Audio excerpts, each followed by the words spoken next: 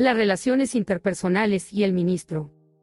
Imagínese a un hombre que fuere justo e hiciere según el derecho y la justicia. Ezequiel 18:5. Las personas desean relaciones interpersonales que les produzcan satisfacción y felicidad. Los humanos no pueden desarrollarse bien estando aislados. Las relaciones interpersonales son el diseño original de Dios para la humanidad. En Génesis 2:18, el Señor dice: no es bueno que el hombre esté solo, le haré ayuda idónea para él.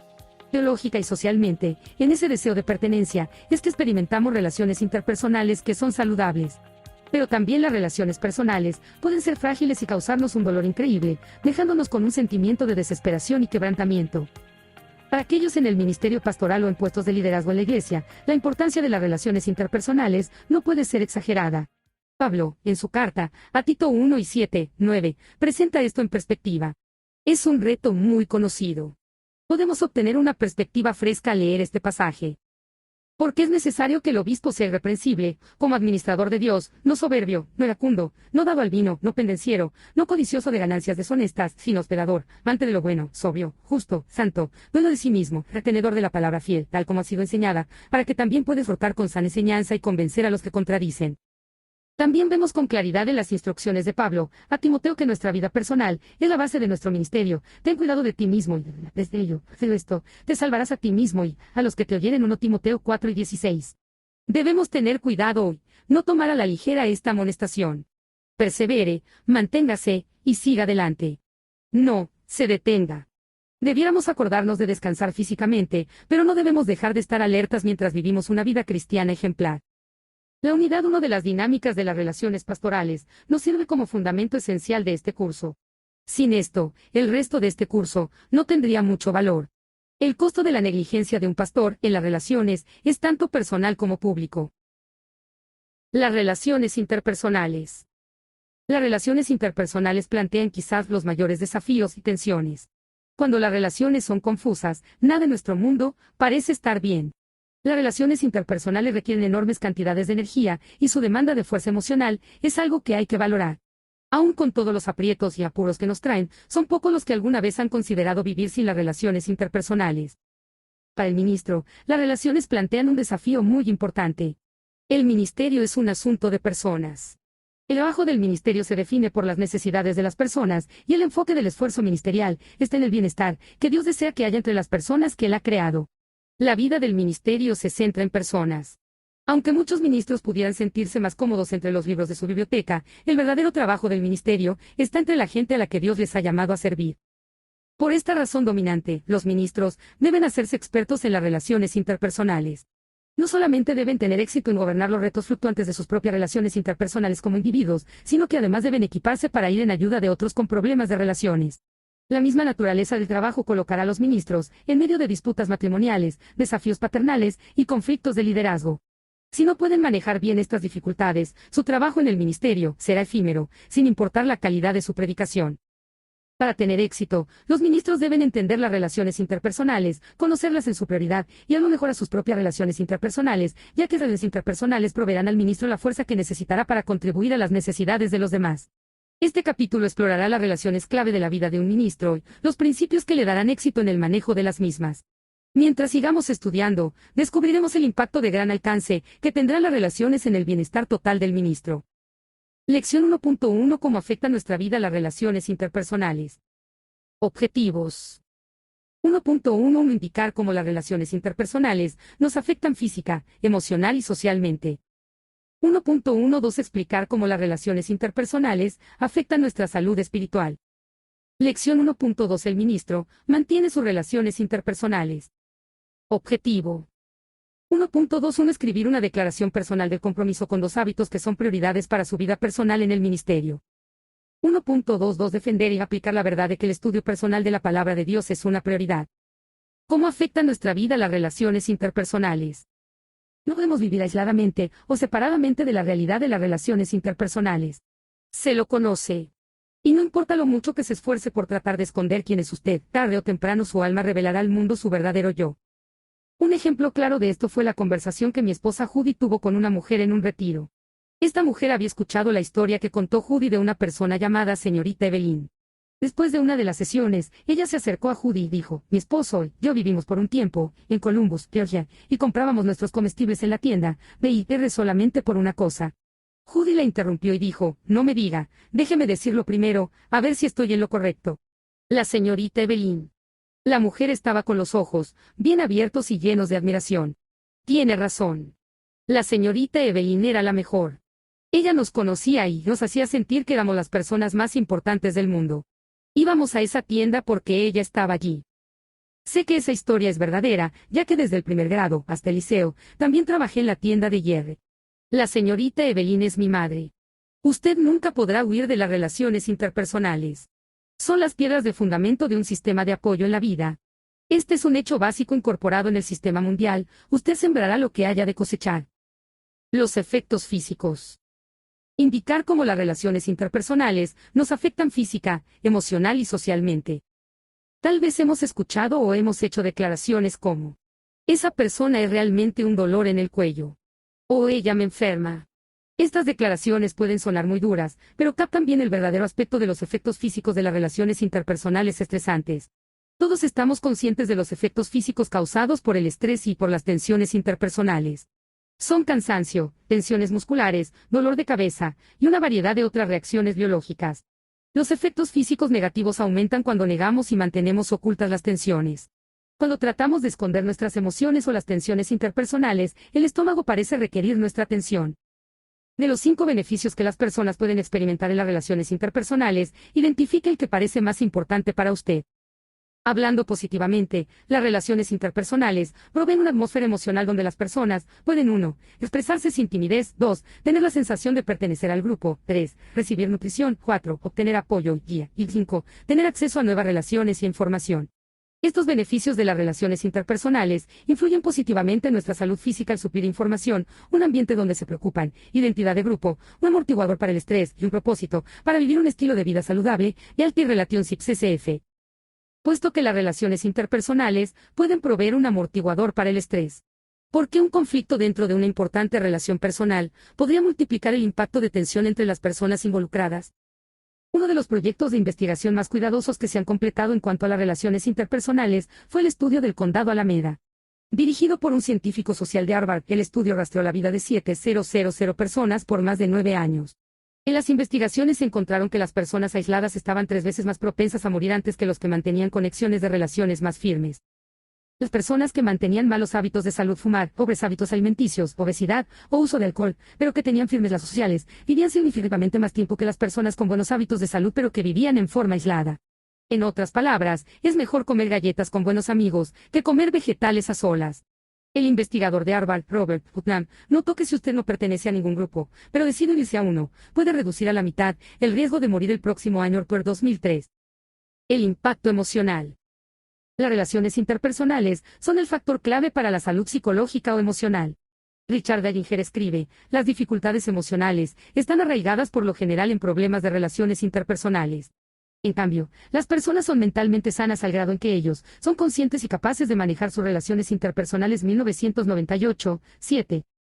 Cuando las relaciones humanas salen mal, la respuesta emocional de un individuo puede variar grandemente, desde una conducta no cooperadora hasta el punto de querer asesinar, como han sido testigos muchos americanos en los últimos años, en atentados escolares horrendos. Pero adicionalmente a los crímenes públicos, las malas habilidades interpersonales pueden fomentar depresión, ira, resentimientos, cinismo y conducta manipuladora. Cuando las personas problemáticas se sienten amenazadas o frustradas en sus habilidades para relacionarse, no pueden pensar claramente y son muy propensas a decir y hacer cosas de las que después se arrepienten. ¿Cómo debiera enfrentarse un pastor a sus propias reacciones inesperadas cuando aconseja a otros? Es vital que los pastores controlen sus propias experiencias y sentimientos personales cuando deben relacionarse con personas de toda clase, que traen una gran cantidad de preocupaciones a una sesión de consejería. Cuando las personas buscan ayuda pastoral durante momentos intensos de dolor y de profunda necesidad personal, se pueden desencadenar varias inesperadas reacciones emocionales en el mismo pastor, y estas reacciones deben ser resueltas. Debemos encontrar a uno de nuestros pares o a otro profesional piadoso que nos ayude a superar las emociones, antes que contenerlas para que se enconen y surjan más tarde. En la contratapa de su libro, Care of the Soul, Cuidado del Alma, Thomas More enumera las quejas de nuestro tiempo, tales como el vacío, la falta de sentido, la depresión y la desilusión del matrimonio, la familia y las relaciones interpersonales, la pérdida de valores, la ansiedad de realización personal y un hambre espiritual. Estos son problemas que las personas presentan al pastor en las sesiones de consejería. Moore explica, todos estos síntomas reflejan una pérdida en el alma y nos avisan que el alma tiene ansiedad. Moore en 1992, sí. Larry Crabb 1987, reta a los pastores, con un recordatorio del valor de manejar sus propias emociones cuando se encuentran con otros. Otra vez, un consejero de afuera puede ayudar. La tentativa de llenar el vacío con alguna actividad, aunque ésta sea religiosa, no es suficiente, así como Crabb dice. Incluso cuando las emociones son menos agobiantes pero todavía molestas, los remedios acostumbrados de mantenerse activo o de salir a pasar un buen rato no siempre funcionan. Las soluciones más espirituales, como pasar más tiempo en la palabra, orar por periodos más prolongados o participar en actividades de la iglesia, al segundo que hacen, es relegar temporalmente las emociones que nos preocupan a un rincón de nuestra conciencia. 1987, 172. La dinámica social. Describe un conflicto que ha observado en la iglesia y explique cómo ese conflicto afectó a las personas involucradas. El efecto social del estrés interpersonal puede producir varias respuestas, incluyendo agresiones verbales, violencia, separaciones de otros y la ruptura de relaciones interpersonales. Un autor dirige nuestra atención a diferentes situaciones en este aspecto, tales como socios que repentinamente terminan su sociedad, una familia afectada que repentinamente abandona una iglesia, un empleado que abandona su empleo sin avisar, una pareja sin separarse, o aun cuando dos naciones van a la guerra por un asunto sin importancia. Las relaciones personales por naturaleza son sociales. Las personas se relacionan con otras personas y son impactadas positiva o negativamente. El ministro debe aprender a manejar los retos de las relaciones interpersonales con gracia y dignidad, evitando que adquieran gravedad y que resulten en conflictos innecesarios. Algunas respuestas pueden satisfacer momentáneamente la necesidad de la persona en cuanto a poder y venganza, pero a menudo son destructivas y pueden llevar al sufrimiento, a actitudes negativas, a soledad y a sentimientos de recriminación. El conflicto en la iglesia puede hacer que los ministerios de una congregación resulten inútiles si se permite que continúe. Alguien ha comparado el conflicto en la iglesia con la analogía de rociar arena en los ejes de una máquina. Cualquier progreso que esté realizando, finalmente la desgastará hasta detenerla. El efecto en nuestra vida espiritual. Explicar cómo las relaciones interpersonales afectan nuestra salud espiritual. La intención de Dios ha sido que vivamos en perfecta relación con Él y con los demás, en el orden que ha creado. Aún en la historia bíblica del Jardín del Edén, encontramos tensión interpersonal entre el Creador y sus criaturas. Aun cuando ellos vivían en un ambiente perfecto, con todo lo que necesitaban, Adán y Eva se vieron ante las dudas planteadas por Satanás. Su desobediencia causó que se rompiera la relación con Dios y que se creara un distanciamiento a la caída. El conflicto interpersonal dio paso al juego de buscar un culpable. ¿Cuál fue el resultado de la desobediencia de Adán? Explique cómo el perdón de Dios ha cambiado su propia manera de vivir. Con la separación de Dios o los unos de los otros, las personas dejaron de crecer emocional y espiritualmente. Todos vivimos con las consecuencias espirituales de la primera relación rota con Dios. Lo que hace que la gracia sea tan asombrosa es que Dios ha tomado libremente la iniciativa de redimir, sanar y reconciliar nuestra relación con Él. Esto permite la restauración de las relaciones entre nosotros en el drama humano de la vida. El ministro mantiene sus relaciones interpersonales. Jesús preguntó: ¿qué aprovecha al hombre si gana todo el mundo y se destruye o se pierde a sí mismo? Lucas 9:25. A menudo aplicamos esta pregunta a los ricos y poderosos de nuestra cultura. Pero debemos también preguntarnos a nosotros lo mismo. Conocemos historias de ministros prominentes que han construido ministerios grandes con gran cantidad de seguidores y han caído. El primer paso de peligro es pensar que estamos fuera del alcance de las tentaciones. Es crítico, desde el inicio, que tenga cuidado de mi propia vida, para terminar bien y escuchar las maravillosas palabras, está bien, buen siervo. Lucas 19:17. Su relación personal con Dios. Timoteo fue un discípulo de Pablo. Aprendemos algo importante de este modelo. Cuando usted inicia su ministerio, es bueno encontrar un tutor que sea mayor y sabio. En nuestra región del sur de California, hemos pedido a aquellos sabios ministros que ya se han retirado, que compartan sus experiencias y sabiduría con los ministros jóvenes. Ahora cada área tiene a alguien disponible, así como Timoteo tuvo a Pablo. ¿Quiénes son afectados cuando la vida personal de un ministro y su relación personal con Dios son descuidadas? Pablo instruyó a Timoteo: ten cuidado de ti mismo y de la doctrina, persiste en ello, haciendo esto, te salvarás a ti mismo y a los que te oyeren. 1 Timoteo 4:16. Pablo quiere estar seguro que Timoteo entienda que su vida y doctrina tienen que coincidir. Él no puede enseñar una cosa y vivir otra. Una combinación como esa destruirá su propio caminar con Dios y el de aquellos a quienes enseñe. Pablo quiere que Timoteo entienda que los resultados de su ministerio no están edificados solamente en su enseñanza pública, sino también en su vida privada. Es una ley espiritual que es la base del ministerio. No se consigue con facilidad. Requiere perseverancia, esa paciencia obstinada diaria que se mantiene a pesar de todo. Vigile. Manténgase en guardia. No lo dé por sentado. Tenga cuidado. Las prioridades personales. Escribir una declaración personal de compromiso con 2 hábitos que son prioridades para su vida personal en el ministerio. El pastor que no mantiene la firmeza de su caminar personal con Dios, recurrirá a manías, reclamos y programas. Que conecta las grandes realidades de Dios y las grandes realidades de la salvación, a donde he sido llamado a servir, y al horario actual de mi semana. Esta pregunta nos ayuda a escudriñar cuidadosamente y a planificar nuestro trabajo. De acuerdo Gene Peterson 1987, en Working the Angles, The Shape of Pastoral Integrity, trabajando los ángulos, dando forma a la integridad pastoral, 2 son las prácticas que determinan la forma de todo lo demás, la oración, el estudio de las Escrituras. Además de ser básicas, son prácticas tranquilas. No llaman la atención a sí mismas, y con mucha frecuencia, no se les presta atención. En el mundo tan ocupado del trabajo pastoral, nadie controla al pastor en cuanto a las horas que ocupe la oración y el estudio de las Escrituras. Es muy raro que alguien pregunte si lo hacemos. Por medio de la oración, conseguimos ser atendidos por Dios. Si me piden que explique por qué oro, le responderé diciendo que quiero y que necesito conversar diariamente con Dios. Adicionalmente, reconozco mis pecados y mi necesidad de ser perdonado. Sé que vivir en el mundo puede ser abrumador y cuando sucede esto, el sentido común me lleva a estar de rodillas. A través de la oración, podemos obtener el apoyo, la guía diaria que todo ser humano necesita. Sé que a veces los individuos buscan a Dios como último recurso, cuando lo más sabio sería recordarlo como nuestra primera fuente de ayuda. He creído por mucho tiempo que mientras servimos en el ejército del Señor, es mejor practicar la oración desde el mismo día de nuestra conversión que esperar hasta estar en las trincheras en el frente de batalla. La oración es como el pegamento que mantiene unida nuestra fe. 1. Cuando ore, escriba sus palabras. ¿Cuál de las directivas del texto acerca de la oración cree usted que es la más esencial y por qué? A menudo la espontaneidad es necesaria. Sin embargo, en otras ocasiones, escribir las peticiones, gratitudes y alabanzas da a su comunicación un buen enfoque más allá de lo que ha dicho de las declaraciones generalizadas que se han proclamado. Algunas de mis oraciones han sido un poco más que la Torre de Babel. Me imagino que usted también se siente de esta manera. Ciertamente, Dios entiende nuestras debilidades. Estoy seguro que Él no espera que cada oración humana sea una obra maestra de la prosa lógica o fantástica. Sin embargo, la oración es una disciplina, y escribir sus pensamientos profundos da dirección, pues de otro modo, es muy fácil confundirse. 2. Cuando ore, aprenda a escuchar. Alguien ha dicho que cuando algunas personas oran, martillan tan alto que nunca escuchan al arquitecto que están exponiendo el plan. No creo que Dios esté impresionado por las oraciones que vienen de un orador brillante que habla sin cesar. A veces mis mejores oraciones empiezan con estas palabras: Dios, aquí estoy. Ahora. ¿Qué? Entonces me callo y escucho. 3. Practique lo que ora. Esté dispuesto a poner en práctica lo que ora. Dios pone límites en sí mismo, y nosotros somos esos límites. No pida a Dios que ponga amor en el corazón humano, y luego salga a practicar prejuicios. No es que la iglesia pueda tener un impacto en la sociedad, sin estar dispuesto a participar usted mismo en tal impacto.